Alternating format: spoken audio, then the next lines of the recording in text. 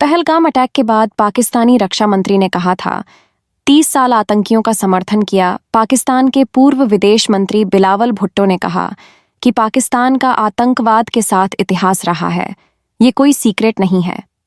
Sky news ने गुरुवार को पाकिस्तानी रक्षा मंत्री ख्वाजा आसिफ के बयान पर बिलावल भुट्टो से सवाल पूछा था।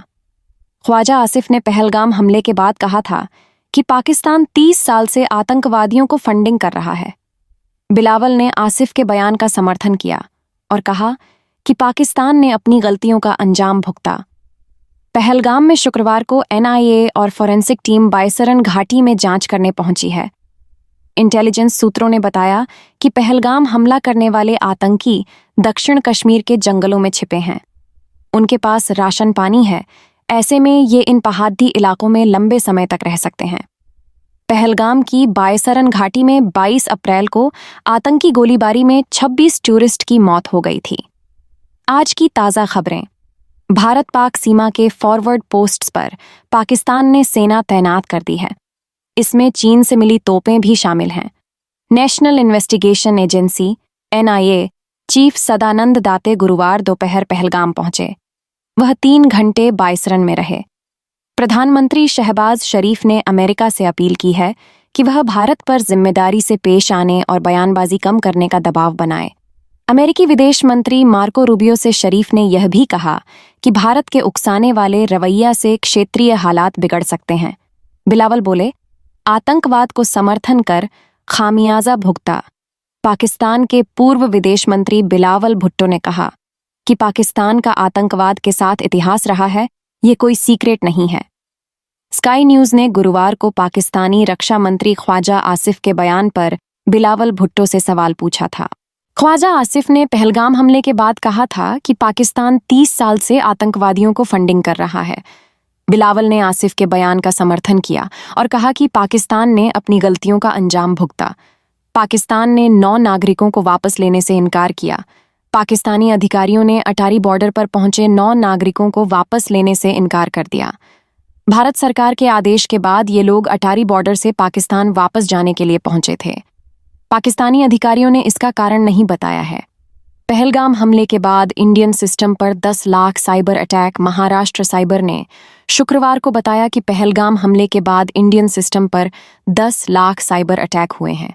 महाराष्ट्र पुलिस की साइबर क्राइम डिटेक्शन विंग ने कहा कि 22 अप्रैल को हुए हमले के बाद साइबर अटैक में तेजी आई है। महाराष्ट्र साइबर डिपार्टमेंट के DGP यशस्वी यादव ने कहा कि इन अटैक्स में भारतीय वेबसाइट और पोर्टल्स को टारगेट किया गया। ज्यादातर हैकिंग ग्रुप्स ने खुद के इस्लामिक ग्रुप होने का दावा किया।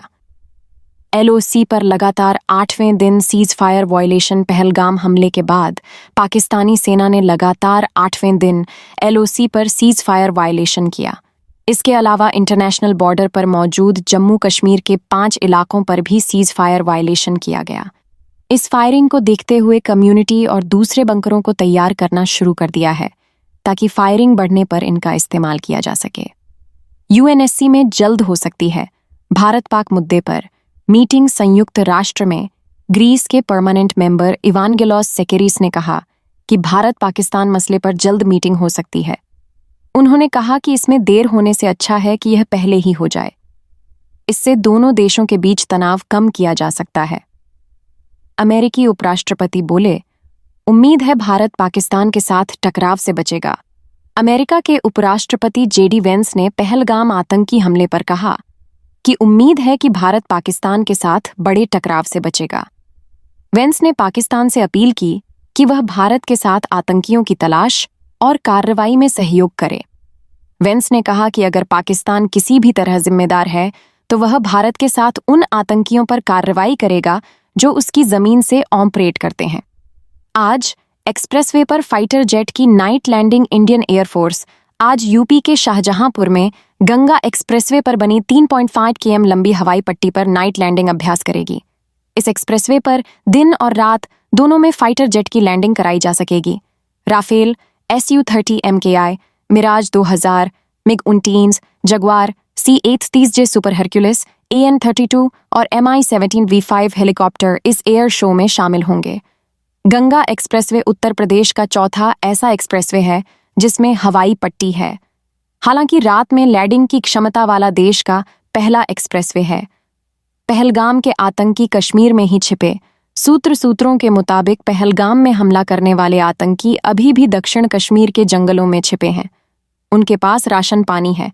ऐसे में ये इन पहाड़ी इलाकों में लंबे समय तक रह सकता है।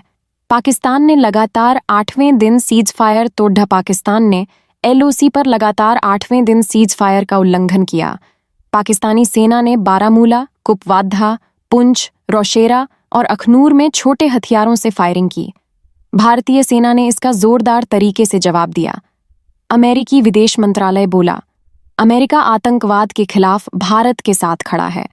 अमेरिका की विदेश मंत्रालय की प्रवक्ता टैमी ब्रूस ने कहा है कि पहलगाम आतंकी हमले के बाद प्रधानमंत्री नरेंद्र मोदी को ट्रंप सरकार का पूरा समर्थन है।